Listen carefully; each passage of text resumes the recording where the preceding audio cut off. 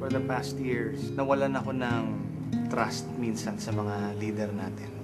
Yung iba hindi ko na mapaniwalaan.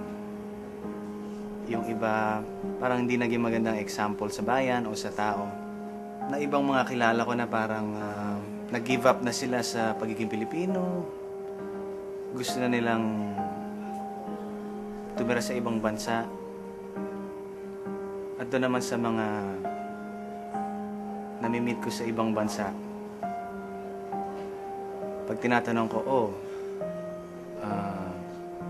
taga saan ka ba? Or ano ba nami-miss mo sa Pilipinas? Minsan parang sinasabi na nila, mas okay buhay dito, masyadong magulo dun. Medyo nakakalungkot kasi mayroon ibang mga kababayan na nawala na ng pag-asa sa Pilipinas. Sana bumalik yung passion nila para muling ibangon ng Pilipinas, na muling magkaisa ang Pilipino, magtulungan, wala nang lamangan, magbigayan.